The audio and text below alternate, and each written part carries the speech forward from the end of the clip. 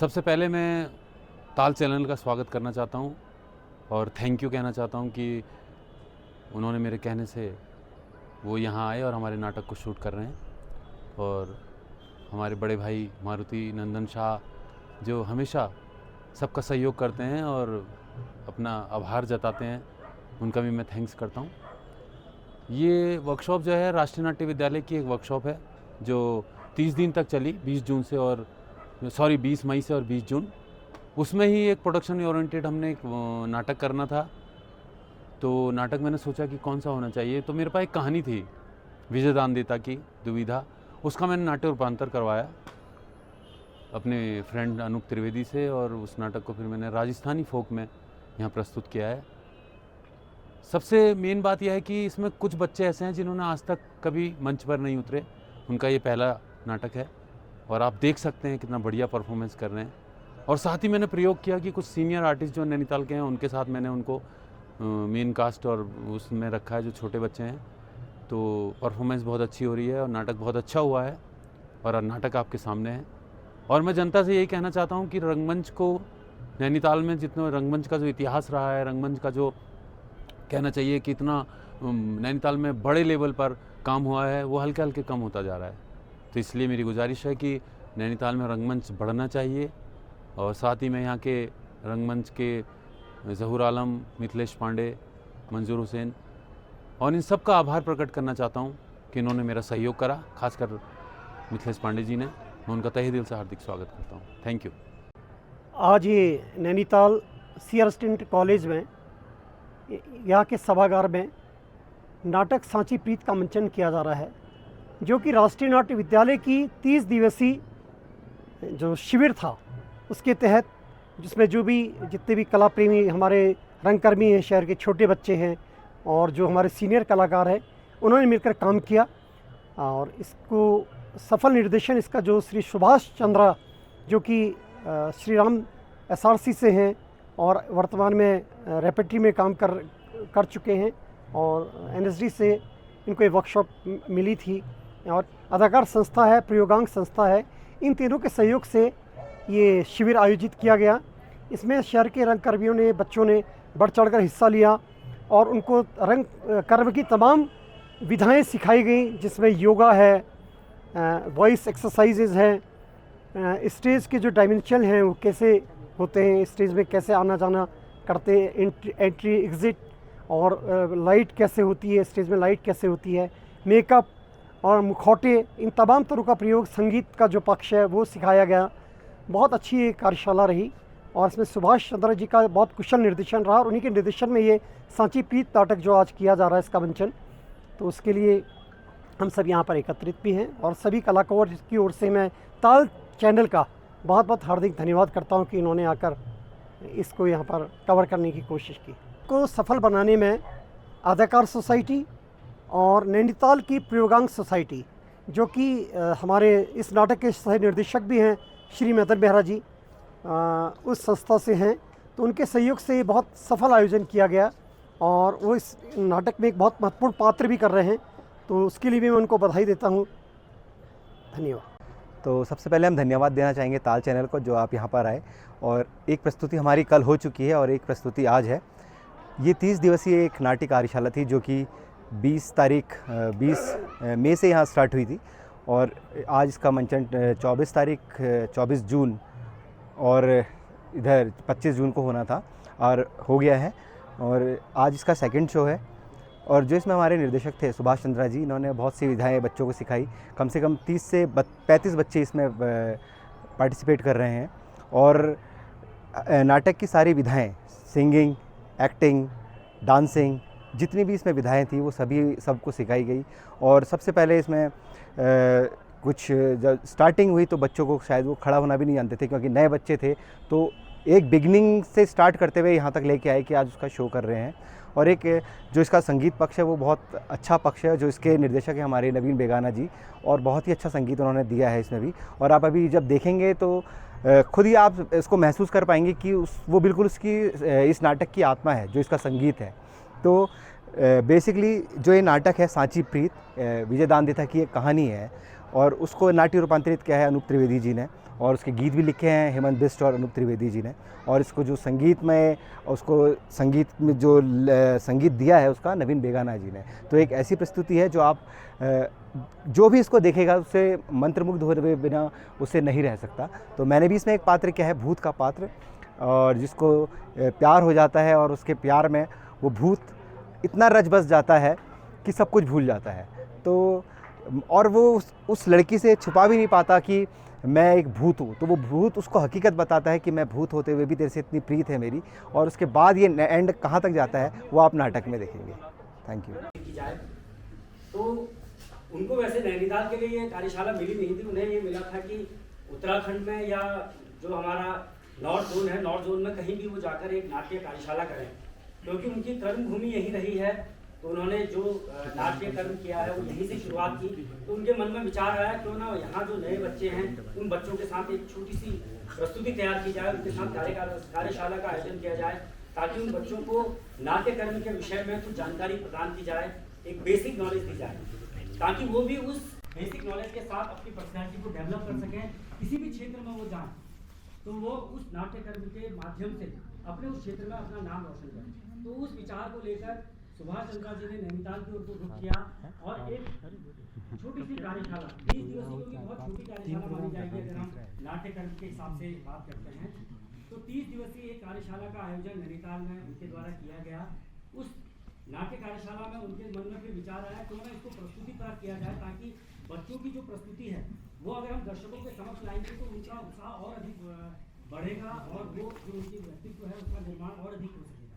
तो इसी को ध्यान में रखते हुए उन्होंने एक छोटी सी कहानी विजय रेखा जी की कहानी दुविधा को चयनित किया और उस कहानी को लेकर एक प्रस्तुति तैयार की गई इस 30 दिन के नाट्य कार्यशाला में। तो ये कार्यशाला में जो बच्चों के द्वारा प्रस्तुति तैयार की गई है वो हम आपके समक्ष प्रस्तुत करने जा रहे हैं। राष्ट्रीय नाट्य विद्यालय नई दिल्ली की ओर से आयोजित इस कार्यशाला में नैनीताल के अदाकार, नाट्य अकादमी, योगांश नैनीताल और सारा संघ द्वारा सहयोग प्रदान किया गया है। इस कहानी के लेखक विजय राम रेखा जी हैं। साथ ही इसका नाट्य रूपांतर सुभाष चंद्रा जी के ही मित्र हैं अनूप त्रिवेदी, उनके द्वारा किया गया है। इसमें गीत जो है वो हमारे गुरुजी हेमंत बिष्ट जी द्वारा लिखे गए हैं, साथ ही अनूप त्रिवेदी जी द्वारा इसमें गीत लिखे गए हैं और इसमें बहुत ही सुमधुर आपको संगीत सुनने को मिलेगा, क्योंकि ये संगीत परक प्रस्तुति है। तो इसके संगीत निर्देशन के रूप में हमारे बीच में हमारे सीनियर जो हमारे आर्टिस्ट हैं नवीन बेगाना जी, जिन्होंने बहुत ही नाटकों में संगीत किया है, बहुत ही सुमधुर संगीत किया है। आपको इस प्रस्तुति के पश्चात ही आपको पता चल जाएगा कि इस नाटक की संगीत कितना महत्वपूर्ण पक्ष था। तो हमारे गुरुजी, हमारे सीनियर नवीन बेगाना जी द्वारा इसमें संगीत दिया गया है। और निर्देशक के रूप में जैसा कि मैं आपको इतनी देर से बता रहा हूँ कि सुभाष चंद्रा जी की ये सोच थी कि नैनीताल जो कि उनकी कर्मभूमि रही है, उस कर्मभूमि में मैं अपनी प्रस्तुति दूँ। तो सुभाष चंद्रा जी द्वारा ये नाटक निर्देशित है। तो अब बहुत ज़्यादा आपके और नाटक के बीच में मैं नहीं आऊँगा और जो बाकी फॉर्मेलिटीज़ हैं वो हम नाटक के पश्चात करेंगे, क्योंकि मेरे काफ़ी गुरुजी यहाँ पर दिखाई दे रहे हैं। मुझे हल्का सा बहुत ज़्यादा ब्लर हो रहा है, मेरी आगे शायद कमज़ोर हो गई हैं, लेकिन बहुत गुरुजी लोग आप उपस्थित हैं और हमारा ये सौभाग्य है कि आपके समक्ष हम ये प्रस्तुति कर रहे हैं। तो लीजिए आपके समक्ष हम प्रस्तुत करने जा रहे हैं नाटक सांची प्रीत।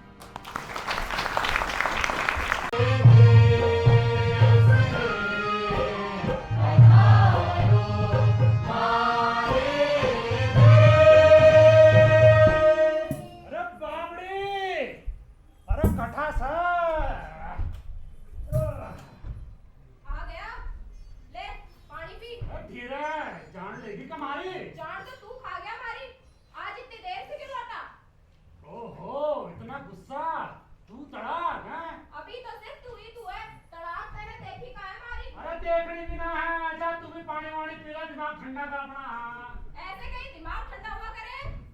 यहाँ हमारी जान निकली जा रही थी थारे बिना। दिल बैठा जा रहा था कि थारे को आने में आज इतनी देर कैसे होगी। रोज तो तू वक्त पे आ जाता है, फिर आज बावड़ी छोटी छोटी बातों पर ध्यान ना दिया कर।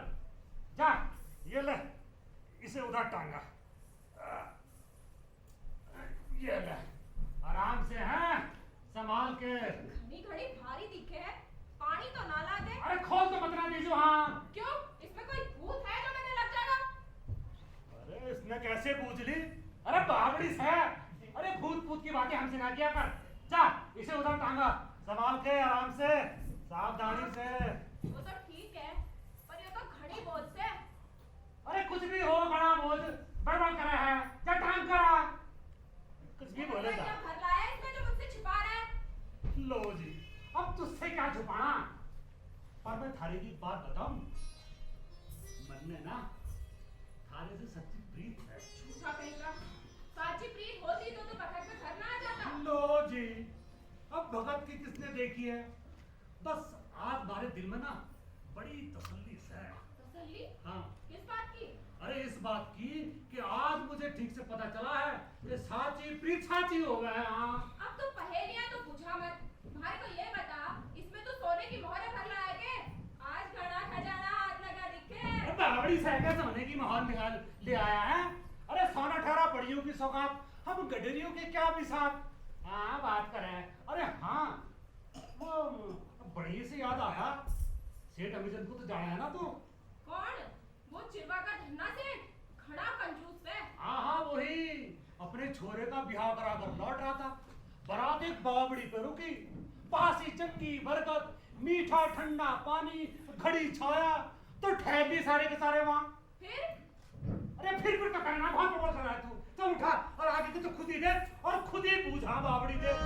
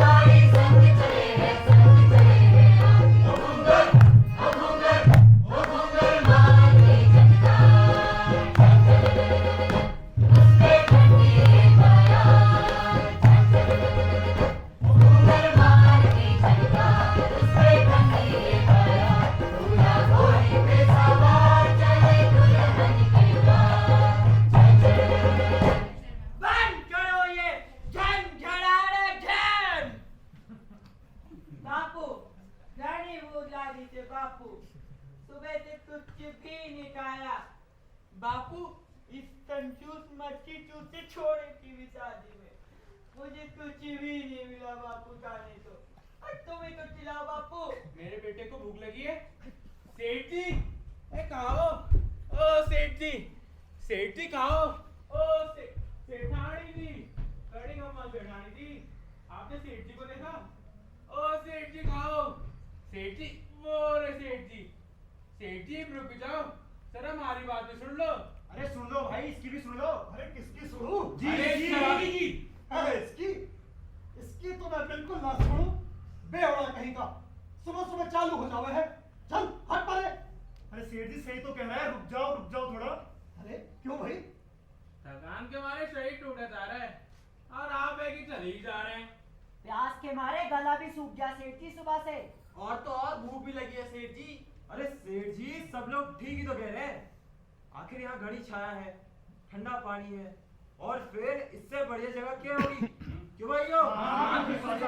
अच्छा ठीक है भाइयों, ठीक है, मान ली आप सब पंचों की राय। ठीक, अब आप लोग भी आराम से खा पी लो, और दोपहर उतरते ही सब चल पड़ेंगे। जी सेठ जी। और साथ में बेवड़े को भी ले जाओ। चल भाई।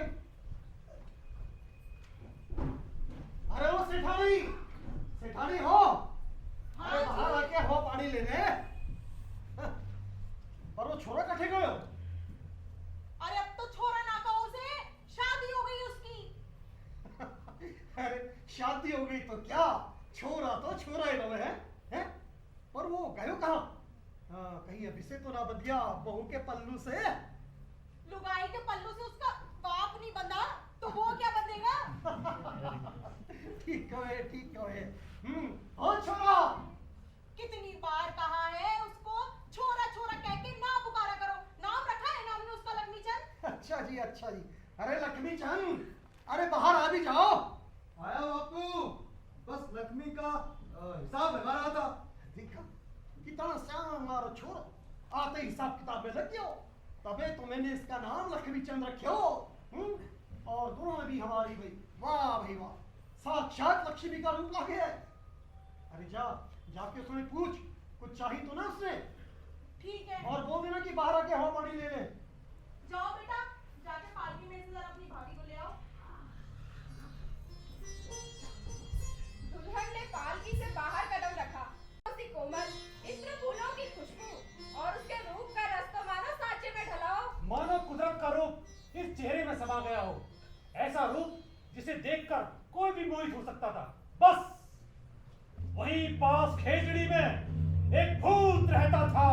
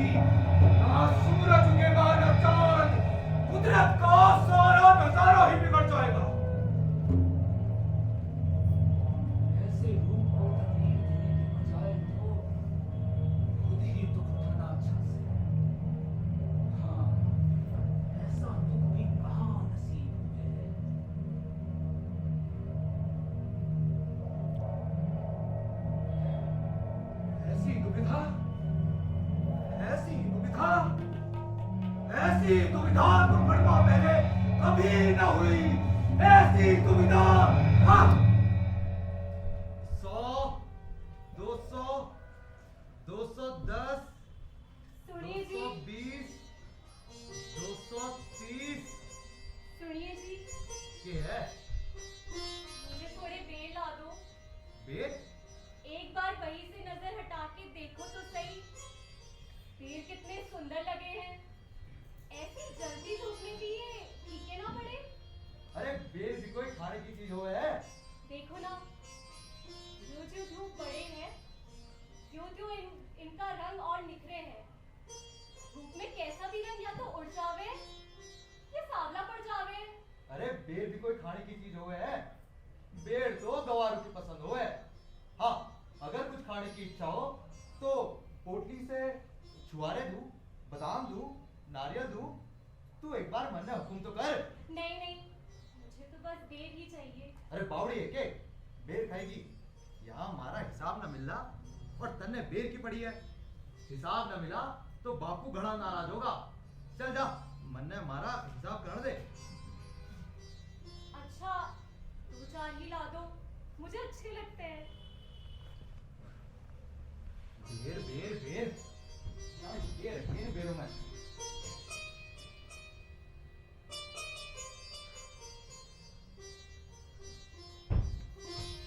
ये ले खा, और आइंदा ऐसी बेवकूफी फिर मत करना। बापू घड़े नाराज होंगे। वो औरत के रूप के बजाय उसके गुणों का आदर करें। अच्छा, अब समझ में आया कि आप बापू के डर से हिसाब में उलझे हैं। देखो जी, सारी बातें अपनी अपनी जगह अच्छी लागे हैं।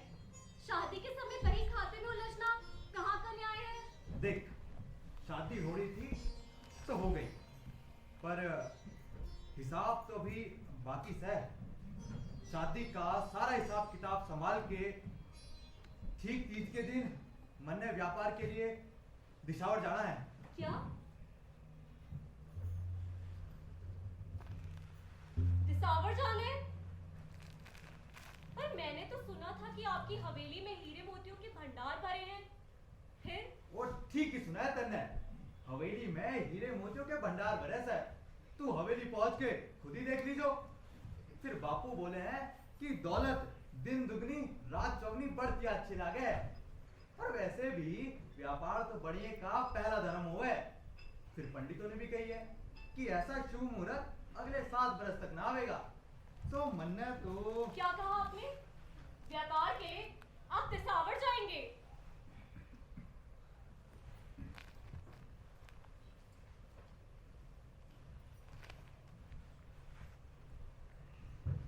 अब जाना तो पड़ेगा ही। फिर ऐसा शुभ मुहूर्त कैसे छोड़ा जा सके है?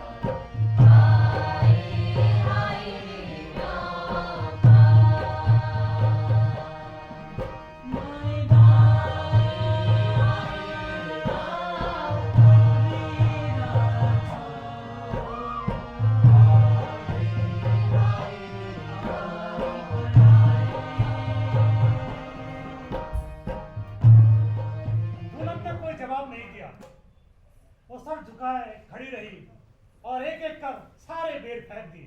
फेरे लिए 2 रोज हुए नहीं और सुंदर पत्नी को छोड़कर दिसावर जाने की बात करे। हे भगवान, जिस पति के भरोसे माँ का आंगन छोड़ा, सखी सहेलियां संगी साथी भाई भतीजे, गुड्डे गुड़ियों का खेल, आंख मिचोली, ये सारी खुशियां छोड़कर जिसका हाथ थामा, माँ की की गोद छोड़कर पराए घर की आस की, और ये व्यापार के लिए तीज के दिन दिसावर जाना चाहते हैं। हे भगवान, ये बेशुमार दौलत भी किस काम की? देखो जी, मैं गवार तो बस इतना जानूं कि दुनिया की सारी दौलत के बदले में बीता हुआ पण वापस ना लौटाया जा सके। ठीक ही कह रही है तू, पर हमारी समझ में एक बात ना आई कि इंसान दौलत के खातिर है या दौलत इंसान के खातिर। सोने का महत्व बड़ा या काया का, सास का या माया का? इस सवाल के जवाब में ही जीवन के सारे अर्थ पिरोए हुए हैं। खैर, दूल्हा अपने हिसाब में डूबा था और दुल्हन अपने आप में गुम और बैल अपनी चाल में मग्न। तो जी वो कहते हैं ना कि चलने वाला तो मंजिल पर पहुंचेगा ही। सो गाजे बाजे ढोल धमाके के साथ बारात हवेली के सामने आकर रुकी।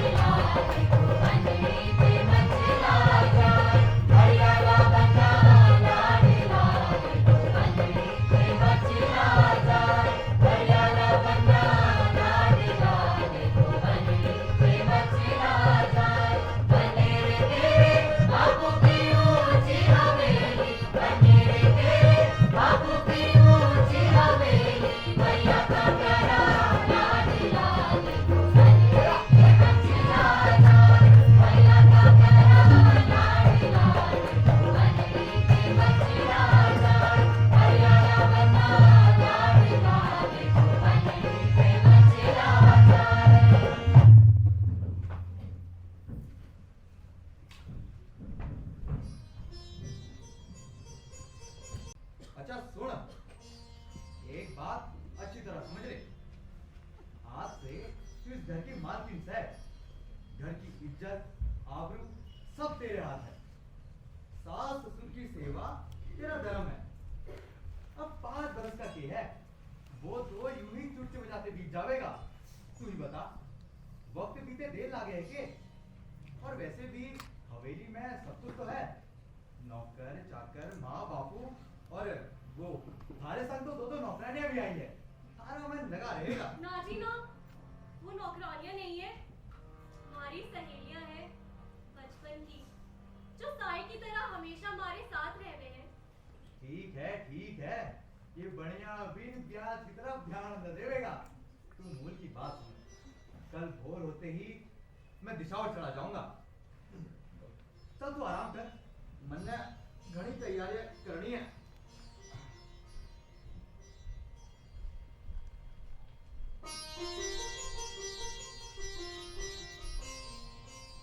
देखा बहन, कैसी नसीहत की बात करे हैं जवाई जी। देखो भाभी साहब, अब हैं तो ये मेरे भाई साही, पर क्या करें, इनकी आंखों पर तो दौलत का पर्दा पड़े हैं। कहे हैं जो लक्ष्मी की इच्छा वही हमारे बापू की इच्छा, और जो बापू की इच्छा वही हमारी इच्छा, और जो लालच की इच्छा वही लक्ष्मी की इच्छा। कैसा पति है, बारात पहुंचते ही व्यापार के लिए दिसावर जाने की बात कर रहा है। ठीक ही से छोड़ के दिसावर जाने की बात। ऐसा ना बोल बहन। देखो भाभी साहब, ये तो हमारे खानदान की पुरानी रीत है। बापू साहब भी कई साल बाद वापस फिरे थे, पर बापू साहब तो 3 महीने बाद दिसावर गए थे, भाई साहब तो आते ही चल दिए। बहन, अब सहना तो पड़ेगा ही, क्योंकि हमारे यहाँ सहना तो औरत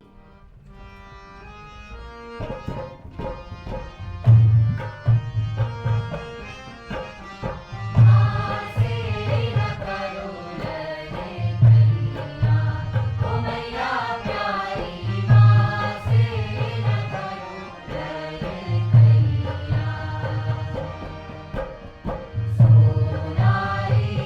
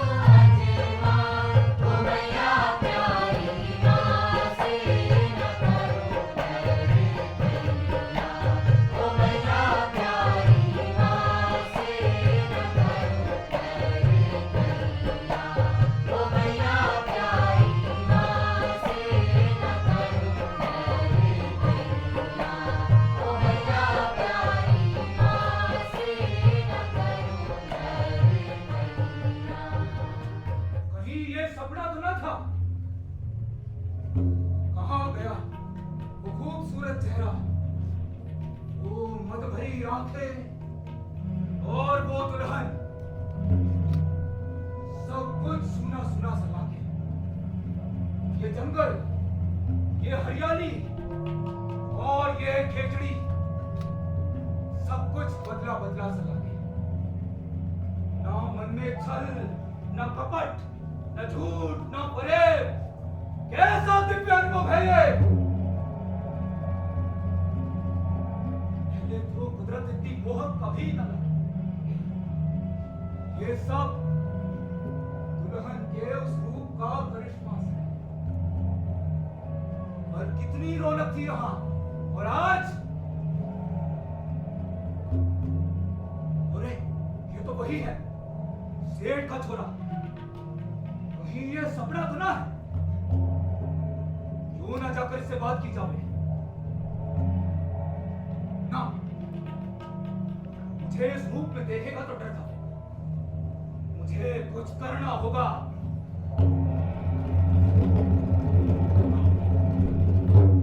जीता रहे, थोड़ा विश्राम कर लो, पानी वानी पी लो, तब आगे जाना। हाँ, आज धूप बड़ी चटक है, विश्राम तो करना ही पड़ेगा। क्यों जी मुनीम जी? जैसी इच्छा सेठ जी। इस शादी के दूसरे दिन ही कहाँ चल दिया? वही तो।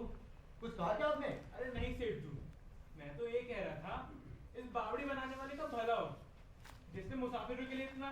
तन्ने शायद मालूम ना है, ये बावड़ी तो हमारे सेठ जू के परदादा सेठ मणिचंद ने बनवाई थी। खम्मा सेठ जू, पर बुरा ना माने तो एक बात पूछ सकता हूँ? अरे एक नहीं, तू दो पूछ। अभी हल्दी का रंग भी नहीं उतरा, शादी के मांग धागे तक नहीं खुले, और आप इतनी जल्दी कहाँ चल दिए? ने अगर आप बताना ना चाहे तो? अरे इसमें छुपाने वाली बात कौन सी है? और रही इन मांगलिक धागों की बात, ऐ तो दिशा में भी खुल सके, है कि नहीं मुनीम जी? जी सेठ जी, बिल्कुल ठीक बात है। नहीं नहीं, वो तो ठीक है सेठ जी, पर नई नई शादी हुई है, सेज का आनंद। और आप क्या भाई मेरे, एक दिन के सेज के आनंद के लिए क्यों अपने मन में देख ले प्रीत जगाओ? हाँ, लुगाई के पल्लू से बच गया तो ये मुहूर्त हाथ से चूक जाएगा, और फिर अगले 7 बरस तक ना होएगा। हवेली में घुसा रहता तो जग नसाई होती, और ऊपर से बापू का नाम रोशन करने का मौका होता। अब भाई व्यापार के लिए तो जाना ही पड़ेगा। बेचारी दुल्हन का क्या होगा? वो बेचारी राहत है, थोड़ा जल्दी लौटना सेठ जी। अरे लौटना तो 5 बरस बाद ही होगा, वो इंतजार कर लेगी। आखिर घर के सुख के लिए तो जा रहा हूँ। व्यापार बढ़ेगा तो घर में खुशहाली तो बढ़ेगी। अरे सेठ जू, आप कहाँ इन गवार की बातों में उलझ गए?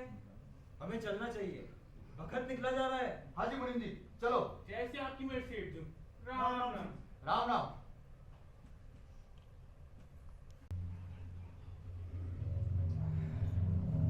आखिर तुझे मेरे आगे हार माननी ही पड़ी। अब 5 बरस तो क्या, 5 जन्म तक कोई भी मुझे उससे अलग नहीं कर सकता। हाँ।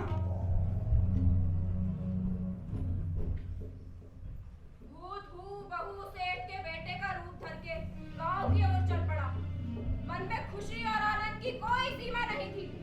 एक पहर दिन का बाकी था, अचानक जमीन पर पड़ी धूल आकाश को चढ़ गई।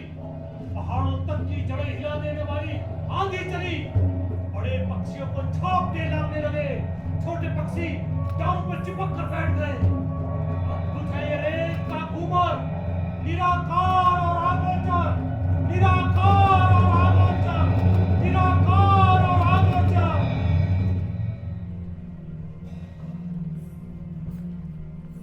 बेटी, अरे भाई देख जाके कौन है दरवाजे पे?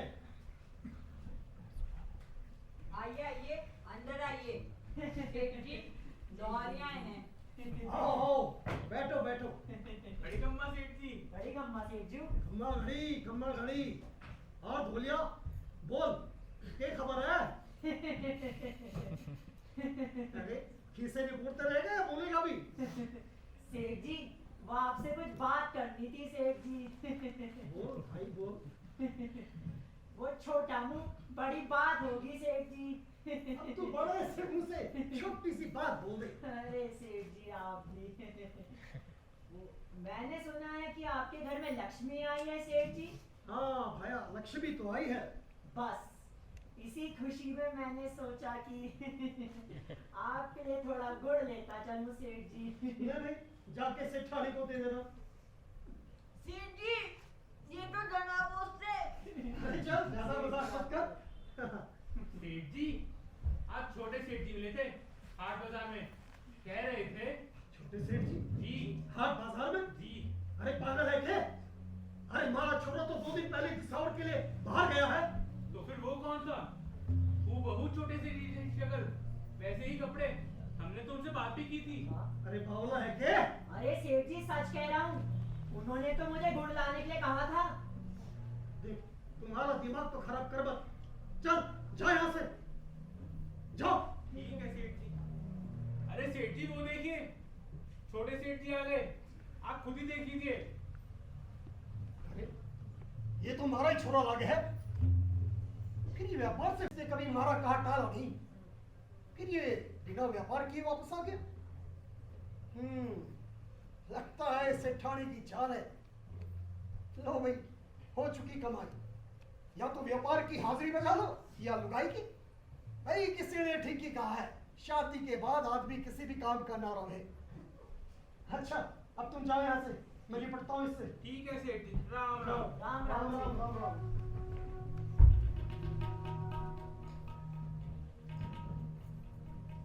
क्यों आ गया तू निकम्मे? मुझे तो पहले ही पता था। बापू, पहले हमारी बात तो सुन लो। जैसा आप समझ रहे हो वैसा कुछ ना है। मैं तो आपसे सलाह मशवरा करने ही वापस आया था। आप कहोगे हाँ तो हाँ, नहीं तो बिना घर गए ही वापस चला जाऊंगा। देख, तू कहानी तो बढ़ा मत। बापू, मैं कोई कहानी नहीं बना रहा हूँ, सच कह रहा हूँ। आप एक बार हमारी बात तो सुन लो। अरे थारी बात तो मैं बाद में सुनूंगा, पहले मन में ये बता कि तुम्हारे मुनीम जी को कठे छोड़ा है। मुनीम जी रास्ते में हैं। बापू, मैं दिसावर के लिए जा रहा था, बस वहीं रास्ते में एक पीर बाबा मिले, अपनी मजार पर बैठे थे। उन्होंने कहा,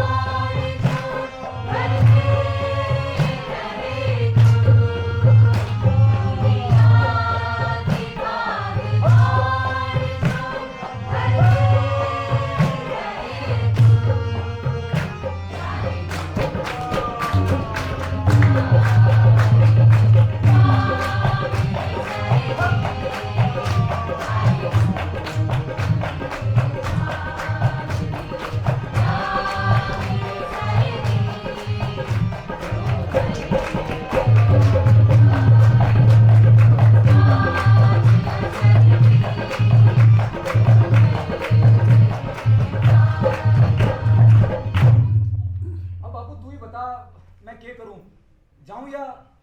अरे बावला है के भाई, ऐसे भी कैसे मोहरे मिलाकर रहे हैं? कितना सच और कितना झूठ, अब ये तो सुबह ही पता लगे हैं। अच्छा तू जाके आराम कर, मैं हिसाब किताब करके आता हूँ। राम राम बापू। पर एक बात मन में जरूर आती, ऐसे पहुंचे हुए पीर फकीर की विवाड़ी झूठ तो ना बोलेगी।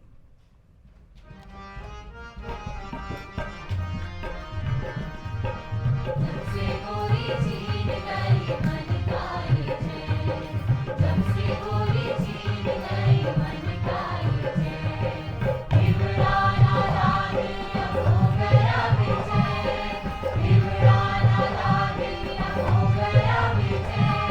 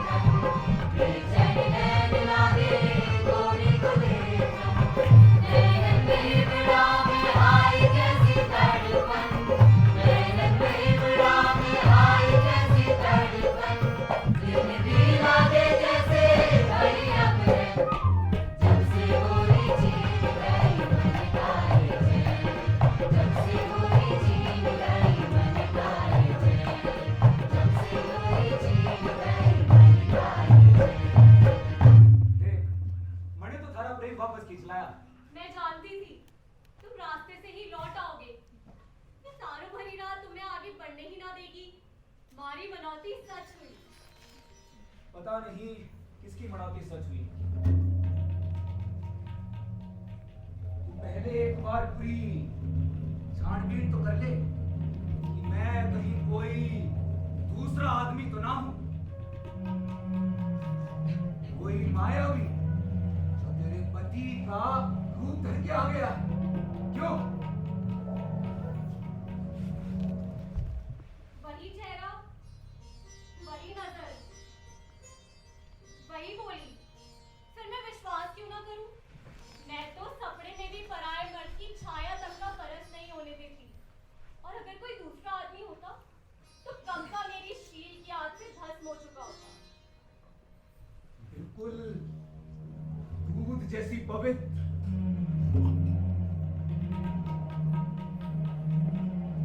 इसको मैला कैसे कर सकता हूं? इसको छलने से बढ़कर तो कोई पाप नहीं। ये तो मुझे अपना असली पति मान के इतना खुश है, अग्नि के साथ फेरे ना लिए तो क्या, और हमारी प्रीत तो साची से। अगर मैंने इसे सच ना बताया तो हमारी प्रीत छूटी, और असलियत बताए बगैर इस रणिवास में हमारे लिए सांस लेना भी दूभर से। सच तो बताना ही पड़ेगा, फिर चाहे किसकी मर्जी। देख, मैं हूं तो दूसरा ही आदमी जो तेरे पति का रूप धर के आ गया है, और भूत होकर भी हमारी प्रीत साची है। अगर मंडप वाले तेरे पति की प्रीत साची होती तो वो तुझे छोड़ के मुंह फिरा के दिशा बना जाता। भूत? मुझे यकीन नहीं होता। अब इस सच का पता करूं भी तो कैसे? जिसकी प्रीत साची होवे वो छल कैसे कर सकता है?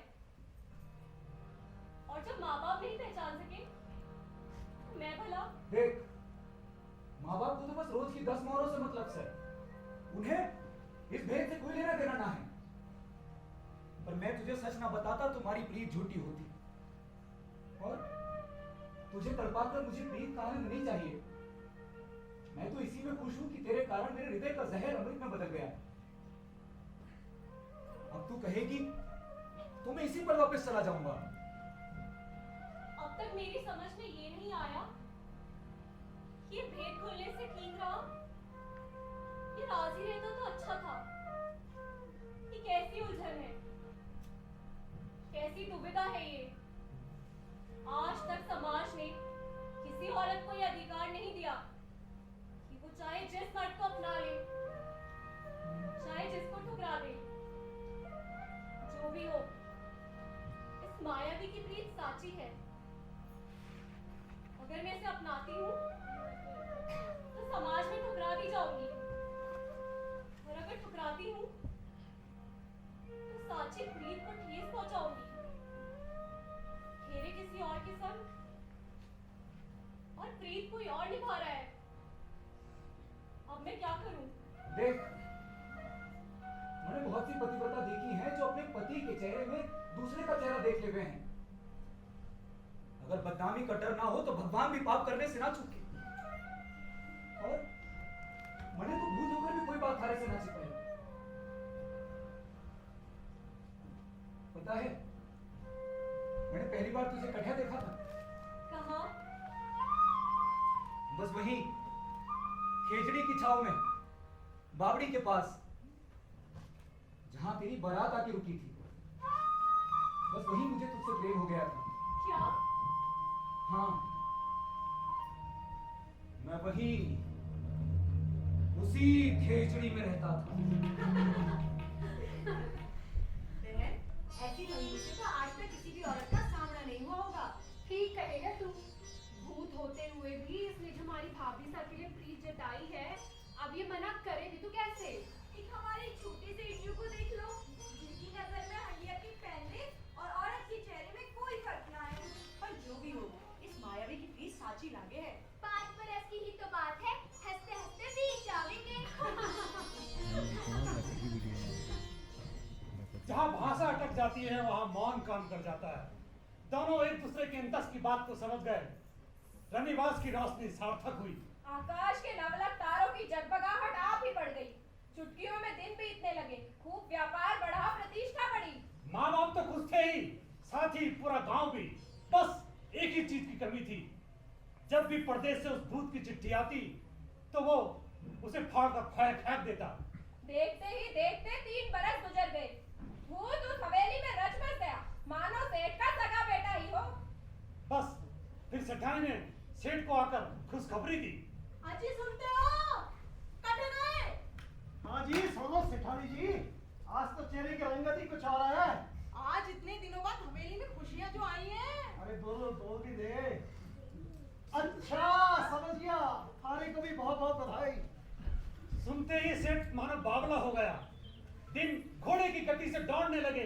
5 महीने बीते, 7 महीने बीते, इस तरह पूरे 9 महीने होने को आए। गुड़ ले लो, गुड़, बड़े बड़ा गुड़। ढाई गुड़ ले लो, बड़े बड़े गुड़, बड़ा बड़ा गुड़। गुड़ ले लो, गुड़, गुड़ ले लो, बड़े बड़े गुड़ ले लो। ये ना मैंने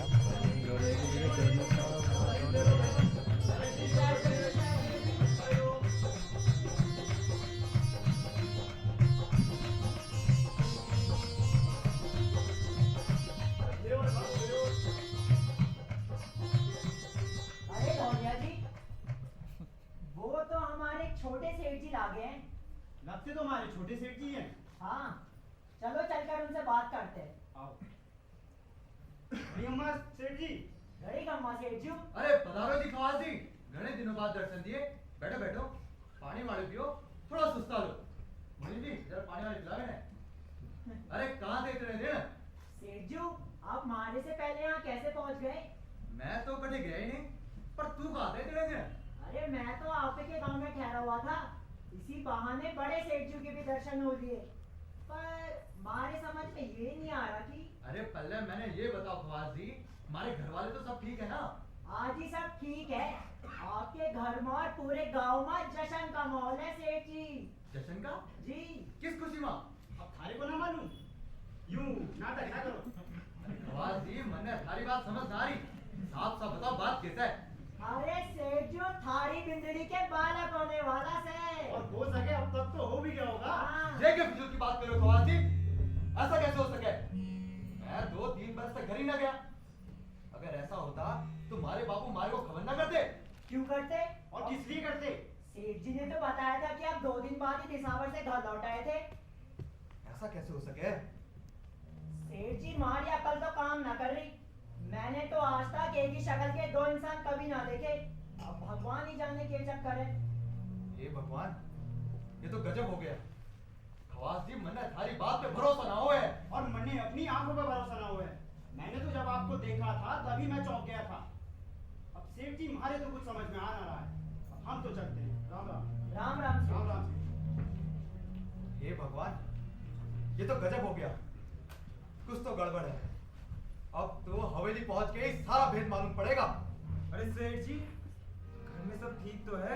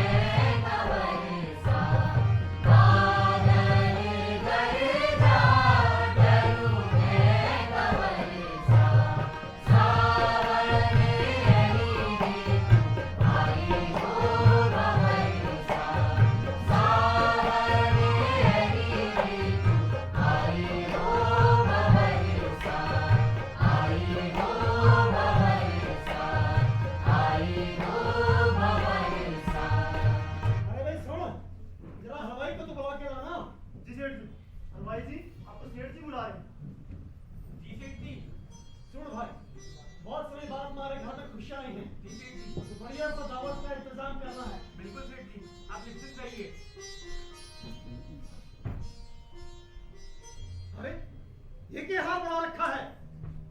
जरा ढंग से तैयार हो के आ। ये सब क्यों हो रहा है बापू? अरे ये सब थारी खुशी के लिए तो हो रहा है। ये सब चक्कर क्या है बापू? मने कुछ समझ ना आवे।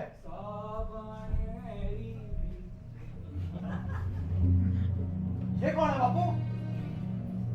अरे ये तो हमारा छोरा है। पर पहले ये बता कि तू कौन है? मैं थारा छोरा बापू, थारा लक्ष्मी। ये तो कोई बहरूपिया है। भूल गया बापू? तन्ने ही तो मैंने दिशौर भेजा था। अरे चल हट यहाँ से। थारी हिम्मत कैसे गई यहाँ आने की? हैं? झूठा कपटी कहीं का। मन ने तो तू कोई मायावी लगे है। हमारा छोरा तो दूसरे दिन ही इस शहर से वापस आ गया था। सुन, चला जा यहाँ से। थारी दवा यहाँ गलाने वाली नहीं। माँ, तू ही समझा बापू ने।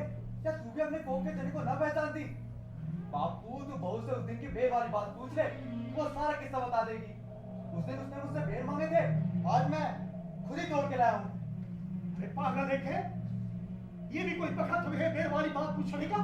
हैं? उधर बहू प्रसव पीड़ा से गुजर रही है और तुझे बेर की पड़ी है? अरे मारी बहू का बेर खावेगी? अरे बेर तो गवार के खाने की चीज हो है। बापू यही बात तो मैंने उस दिन उससे कही थी। हे भगवान, एक ही शक्ल के दो मर्द। अरे ये दोनों तो एक ही लागे हैं। अरे एक ही कद काठी, एक ही रूप। ये तो कोई बहरूप है जो सेठ के छोरे का रूप धराया है। अब देखेंगे ये धन्ना सेठ इस मामले को कैसे सुलझाएगा। अब आएगा आनंद। भाइयों, अभी आनंद कौन आ गया? अरे चुप हो जाओ सब। ये हमारे घर का मामला है। मैं आप ही निपट लूंगा। आप लोगों को इन बीच में पड़ने की जरूरत ना है। मैं कह रहा हूं कि आप ही मक्कार है, पर दिन दहाड़े इसकी मक्कारी यहाँ चलेगी नहीं।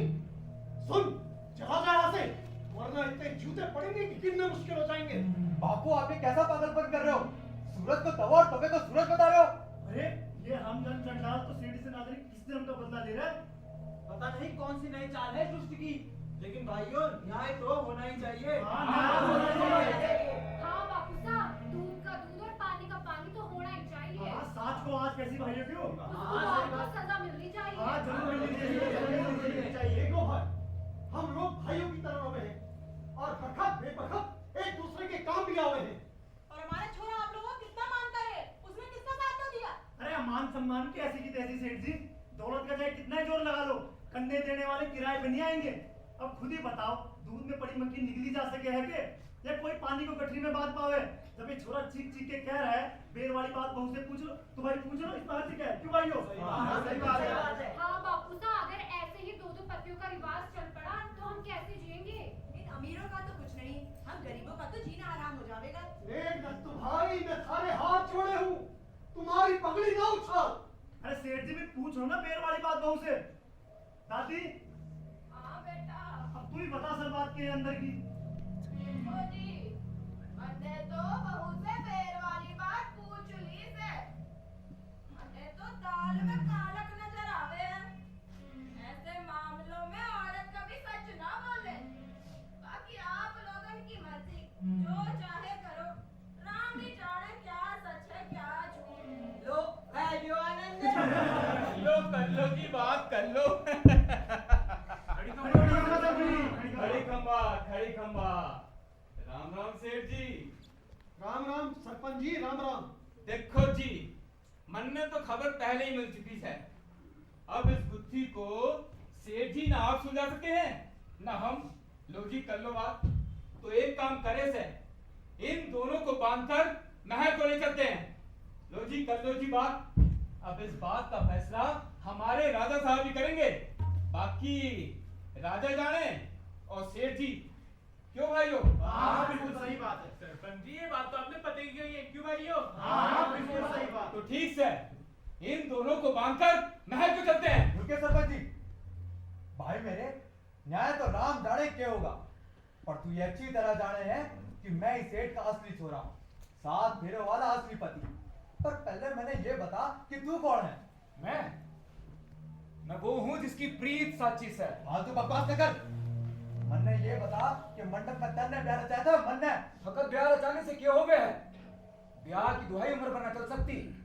व्यापार वस्तुओं का हो गया है, प्रीत का ना।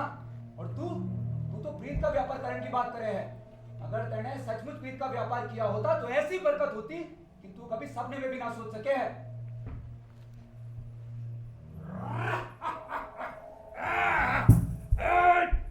यही रहियो। रहियो साहब, भागना मत। हाँ सबके सब यही खड़े रहियो।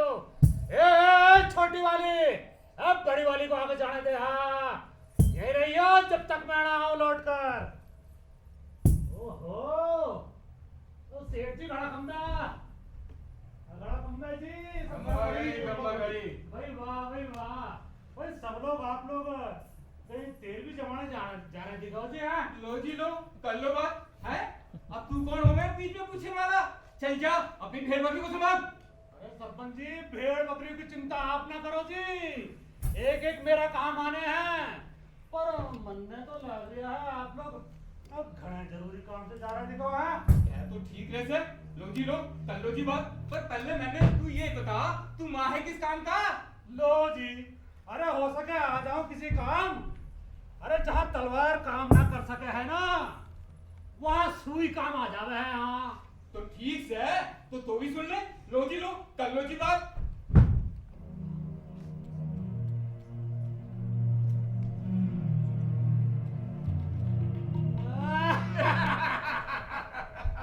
अरे इतनी सी बात और आप लोग चले राजा जी के दरबार में। हैं?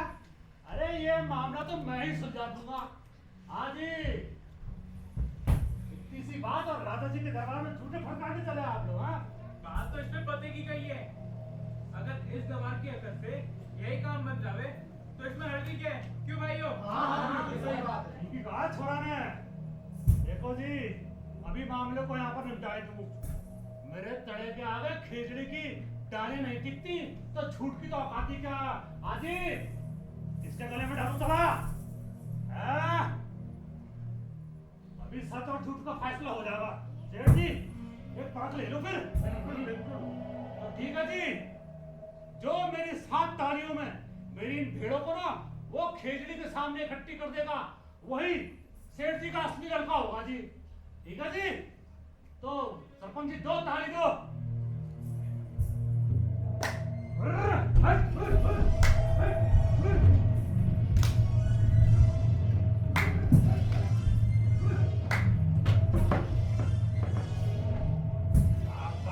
शाबाश भाई, इतनी ताकत और इतनी हिम्मत तो किसी सच्चे पति में भी हो सकती है भाई आखिरी बार और। ठीक है जी, ये भाई जरा मेरा तवा सामान। देखो जी, आखिरी परख और है। जो कोई मेरी 7 चुटकियों में मेरी इस पसंद को भूल जाएगा ना, वही होगा रनिवास का सच्चा निवासी। ठीक है जी? ठीक से। चलो जी, आ जाओ आ जाओ आ जाओ आ जाओ आ जाओ आ जाओ आ जाओ आ जाओ।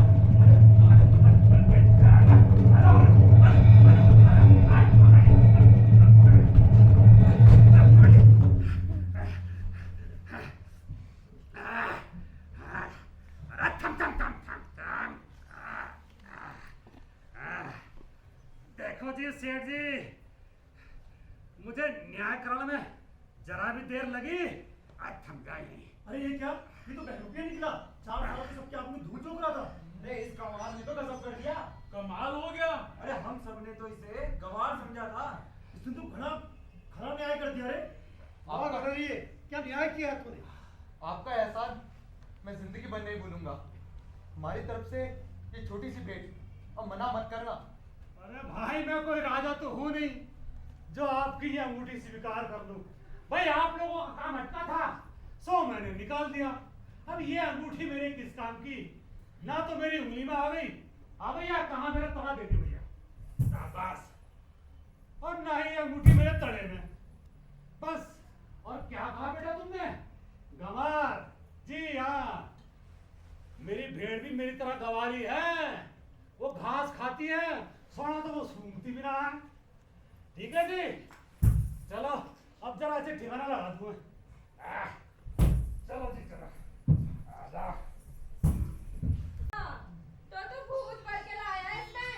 अरे बाबड़ी, भूत नहीं, साची प्रीत लाया हूँ। साची प्रीत। हाँ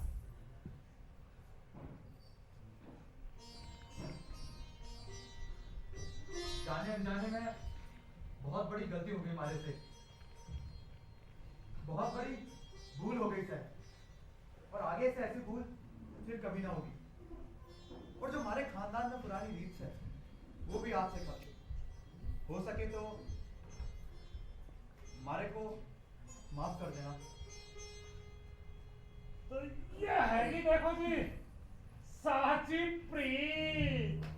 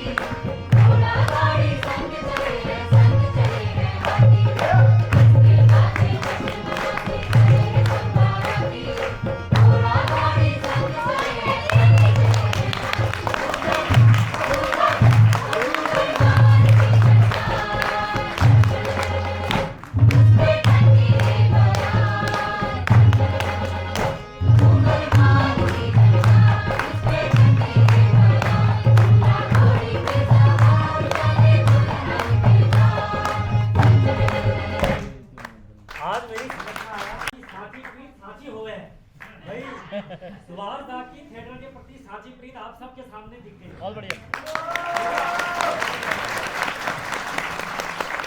और इस साची प्रीत को जिसने भी इस मंच के समक्ष आपसे अंजाम दिया है मैं उनका परिचय आपके समक्ष करा देता हूँ।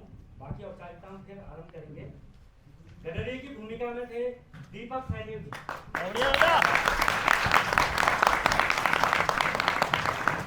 की पत्नी की भूमिका में योगिता तिवारी। की भूमिका में अमन कुमार।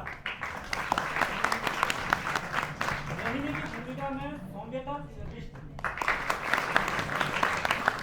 देव जी की भूमिका में हमारे सीनियर हमारे आदरणीय मिथिलेश पांडे जी।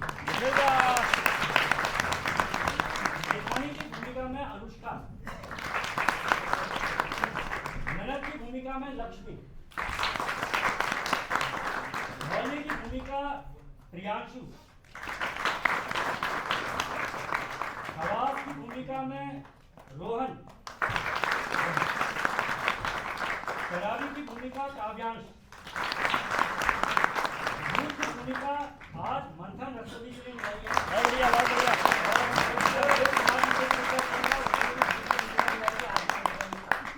मनोज कुमार जी इन्होंने कल भूत की भूमिका की। रविता, उन्नति, चंद्रिका, हर्षिता, जीविका, ज्योति और सबसे छोटी प्राची। भूमिका में रवि त्यागी। बाबा की भूमिका निभाई थी पंकज कुमार। सरपंच की भूमिका में हमारे नैनीताल के हमारे सीनियर आर्टिस्ट हैं अनवर रजा जी। आखिरी में दूसरी भूमिका निभाई थी काव्यांश ने। और एक बच्चे की भूमिका जो हमारा छोटा सा एक बच्चा यहाँ पर उपस्थित था हमारे बीच में मोहम्मद कुनूज।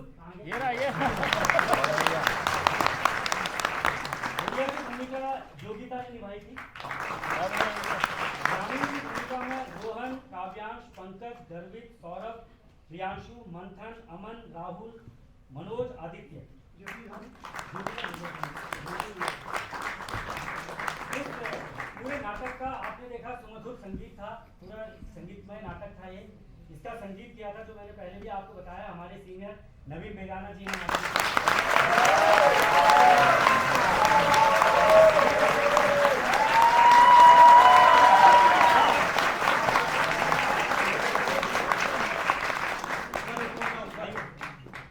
नवीन बेगाना जी का उन्होंने हारमोनियम और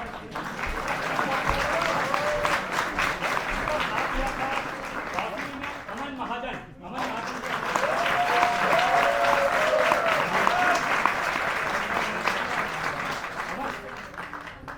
अमन महाजन जी जो कि अभी उभरते हुए नए युवा संगीतकार भी हैं और बहुत अच्छे वादक हैं। सारे साथ में कीबोर्ड में शुभम कोहली जी भी थे। शुभम कोहली जी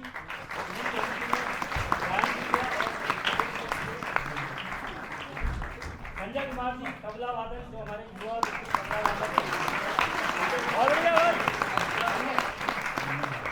रवि नेगी जिन्होंने ढोलक प्ले करे थे। साथ में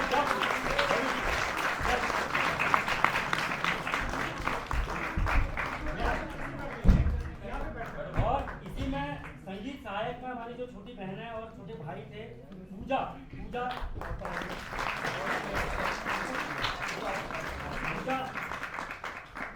मोनिका,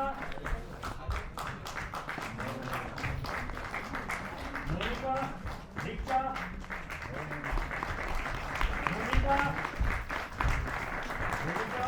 प्रिया, कल्पना, रोहित और रवि पांडे। ये इनके द्वारा यहाँ पर जो आपको में जो पूरा संगीत था वो इनके द्वारा ही यहाँ पर दिया गया था। साथ ही एक आपने देखा कि ये संगीतमय नाटक था, तो इसमें नृत्य संचालन भी था। तो खूबसूरत जो नृत्य संचालन हमारे बीच में किया था हमारी छोटी बहन कनिका रावत राणा।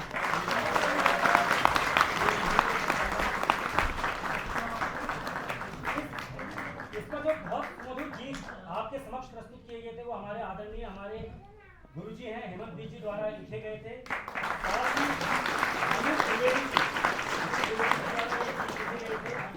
प्रकाश संयोजन जो आपने पूरा देखा, इस प्रकाश संयोजन में हमारे सुनील कुमार जी यहाँ पर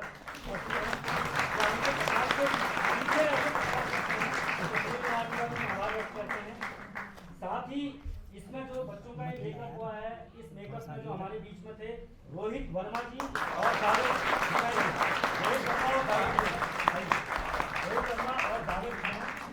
उन्होंने यहाँ पर सज्जा का हमारा साथ दिया था। और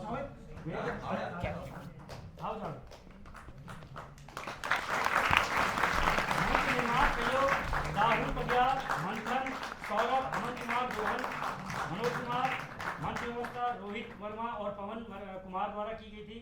निर्माण नियंत्रक ये हमारे, जहाँ तक मेरे नॉलेज है, हमारे जो डायरेक्टर हैं उनके बच्चे हैं इंदु चंद्रा और ईश चंद्रा।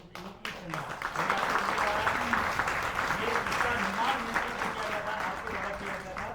मंच व्यवस्था में मनोज कुमार, योगिता, सौम्यता, लक्ष्मी, वेशभूषा ज्योति धामी, मनोज कुमार, जावेद हुसैन, रूप सज्जा जो मैंने आपको बताया अनवर रजा, रोहित, लक्ष्मी, अनुष्का, जीविका, पोस्टर भूमिक बंगारी, ब्रोशर राहुल पटियाल और जो वेशभूषा थी रोहन और काव्यांश। इसमें हमें जो इस नाटक में सहयोग दिया है वो अदाकार नाट्य अकादमी नैनीताल, प्रयोगांक नैनीताल, शारदा संघ नैनीताल ने दिया।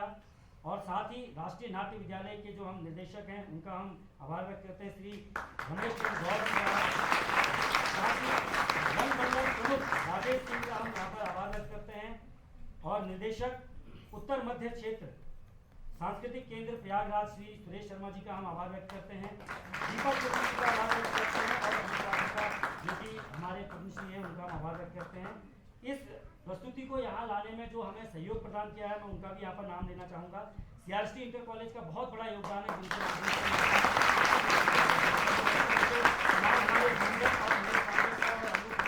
सर का हम आभार व्यक्त करते हैं। साथ ही युग मंच का हम आभार व्यक्त करते हैं, मंच थिएटर का हम आभार व्यक्त करते हैं, राम सेवक समाज उनके द्वारा हमें सहयोग प्रदान किया, उनका आभार व्यक्त करते हैं। साथ ही इस मंचन को अंजाम तक लाने में जो हमें सहयोग प्रदान किया, जहूर आलम जी, हेमंत बीर जी, मंजूर हुसैन जी, अनिल कार्तिक जी। आप लोग सोच रहे होंगे अब तक मैं उस व्यक्ति का नाम नहीं ले पा रहा हूँ, क्योंकि इतने सारे लोग देखने वाले हैं जिनका नाम लेना बहुत जरूरी है, क्योंकि भाई आपके बिना हम इस मंचन को यहाँ नहीं ला सकते। तो एक व्यक्ति अभी रह गए हैं, मैं उनका नाम दूंगा। तो मनोज पांडे जी का मैं आभार व्यक्त करना चाहूँगा। अनिल कार्तिक जी हैं, प्रभात बिरजोला जी हैं, प्रमोद पांडे जी, जितेंद्र जी, घनश्याम लाल शाह जी, चंद्रलाल शाह जी, मुकेश धसमाना जी, अनिल कुमार जी, दिलावर सिराज जी, जिन्होंने हमें बहुत सहयोग दिया है। इसमें हम कई बार उनका नाम मिस भी कर जाते हैं, लेकिन हम यहाँ से उनका आभार व्यक्त भी करेंगे और नाम भी लेना चाहेंगे। जो कि अप्रत्यक्ष रूप से हमारे साथ हमेशा जुड़े रहे हैं, हम कई बार मिस भी कर जाते हैं, हम उनका भी बहुत आभार व्यक्त करना चाहेंगे। तो यहाँ पर जो उपस्थित हैं, जिन्होंने आज यहाँ पर हमें अपनी गरिमामय उपस्थित दी है, जो हमें अभी आशीर्वाद भी देंगे, हम उनका भी तहे दिल से आशीर्वाद भी लेना चाहेंगे। हमारे बीच में जगमोहन जोशी मंटू जी हैं, आलोक शाह सर हैं, गीता शाह मैम हैं, राजीव लोचन शाह सर हैं, संतोष शाह जी हैं, अमित शाह जी भी यहाँ पर उपस्थित हैं, अदिति यहाँ उपस्थित हैं, जितेंद्र उपस्थित हैं, साथ ही संतोष आशीष भारद्वाज मैम मैं देख रहा था, वो भी यहाँ पर उपस्थित हैं। आपका भी आभार मैं देख रहा था, अभी माटी पछाड़ एक फिल्म आई है, यहाँ पर उसकी जो लीड कास्ट हीरोइन है वो अंकिता परिहार जी भी शायद और सर्वोपरि जिनका हमें आशीर्वाद लगातार चाहिए और मिलते रहना चाहिए, बल्ली सिंह चीमा सर यहाँ पर उपस्थित हैं। और शायद कोई लोगों को दिख नहीं रहा, बहुत सारे नाम मैं ले नहीं पा रहा हूँ, बहुत ऐसे शेखर पाठक, अरे सर शेखर पाठक सर का आभार व्यक्त करते हैं। अब जो कि मैं शुरू में बता रहा था कि किस कल्पना को लेकर हमारे यहाँ पर उपस्थित हुए, जो इस कल्पना को लेकर यहाँ पर उपस्थित हुए हैं, जिनके द्वारा ये सब यहाँ पर रचा गया है, हमारे निर्देशक श्री सुभाष चंद्र जी।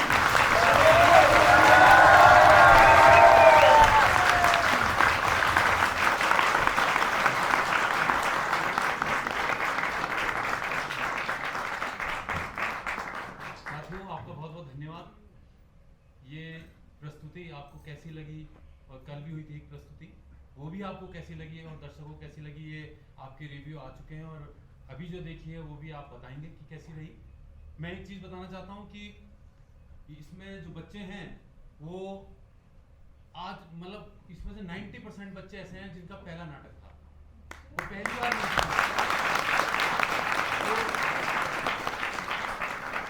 ये वर्कशॉप के तहत मैंने प्रयोग किया, या कहना चाहिए एक्सपेरिमेंटल किया, कि जो हमारे सीनियर कलाकार हैं और जो बिल्कुल नए कलाकार हैं उनको मिला के कैसा नाटक बनाया जा सकता है।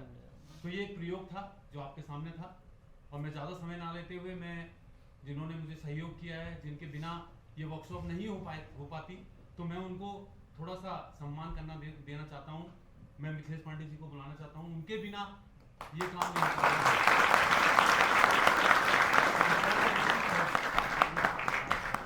क्योंकि निर्मल दा जो थे वो मेरे गुरु थे, उन्हीं की वजह से मैं श्री राम सेंटर गया, नेशनल स्कूल ऑफ ड्रामा गया, तो उनकी छवि मुझे मिथिलेश दा में दिखती है।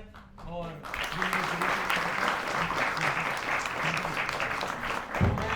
तो मैं बल्ली भाई से कहना चाहता हूँ कि वो आए और मिथिलेश दा को, बल्ली भाई ये सॉरी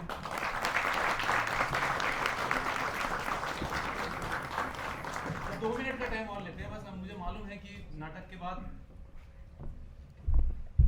लाइट कर देते हैं, क्योंकि इनके बिना ये सब कुछ नहीं था। और ऐसे रंगकर्मी और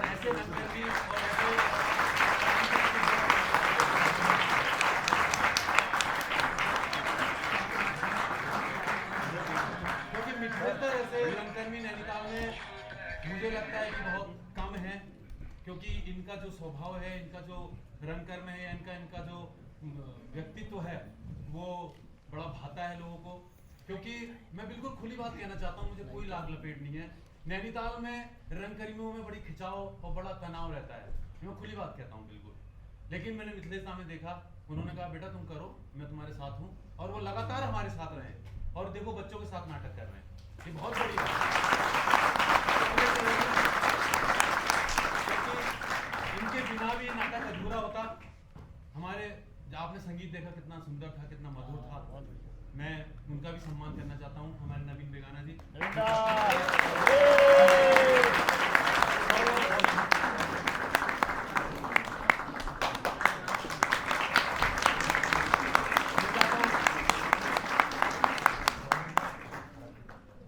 राजीव लोचन साजी जी, आप आइए और बेगाना जी का स्वागत करें।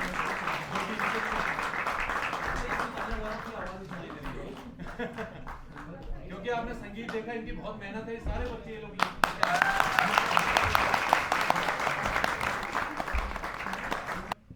और इस नाटक में जो गडेरिया की भूमिका निभाई इन्होंने कल करी थी, बहुत शानदार, बहुत बढ़िया। मैं जरूर आपसे कहूंगा कि वो आए, एक रंगकर्मी और एक रंगकर्मी को आशीर्वाद देगा तो ज्यादा अच्छा है। बहुत बढ़िया।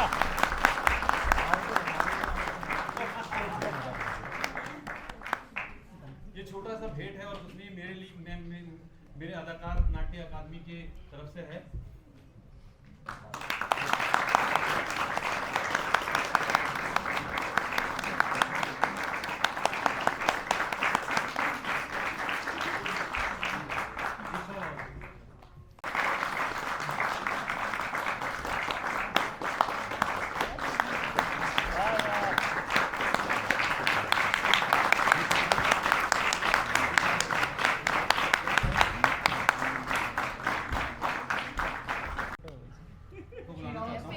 ये मेरे गुरु हैं और ये तो बहुत छोटा सम्मान है और ये सबके गुरु हैं।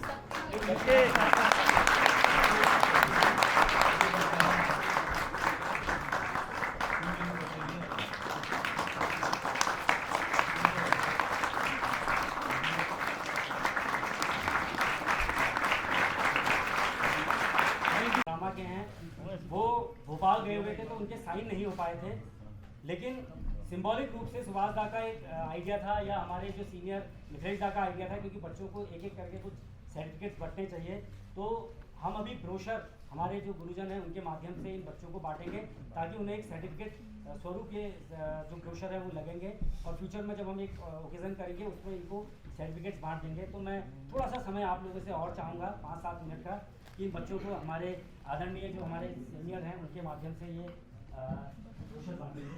तो सबसे पहले मैं प्रभात शाह गंगोला सर को बुलाना चाहूँगा। आइए।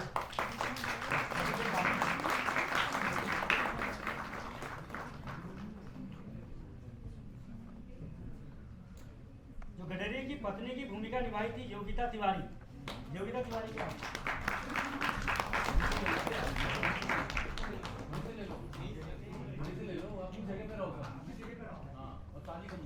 लक्ष्मी चंद की भूमिका में राहुल पटियाल और अमन कुमार मोहिनी की भूमिका में जीविका और सौम्यता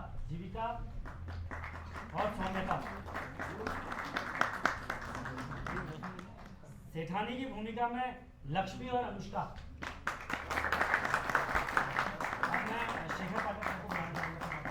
शेखर पाठक सर को बुलाना चाहूँगा। Sir please, Shekhar Pathak sir थोड़ा सा आपके हाथ से भी बच्चों को। प्रियांशु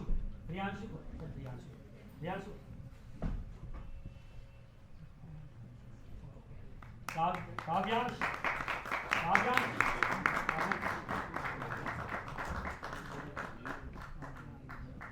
मनोज कुमार मंथन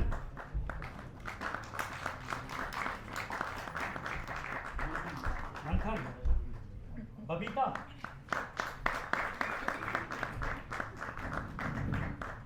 उन्नति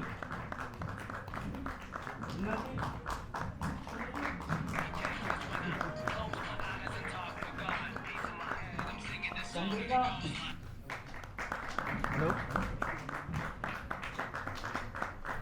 हेलो हर्षिता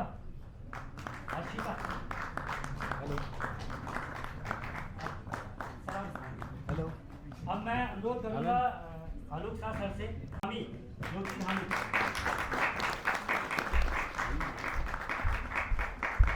प्राची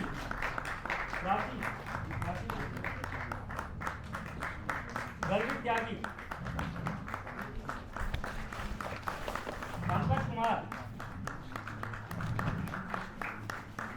मोहम्मद रजा, मोहम्मद कुनुत,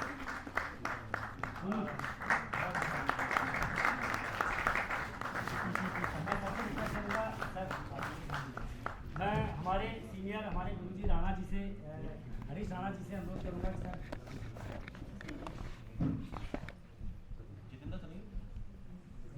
ये ऐसे शांत रोहन रोहन रोहन दीपक सहदेव जी, दीपक सहदेव भूमिका में जो थे,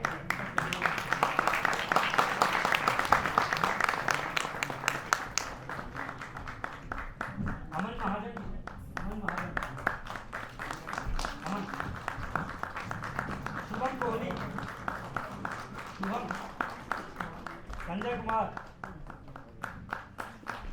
रवि नेगी, यश यश सुलेलाल,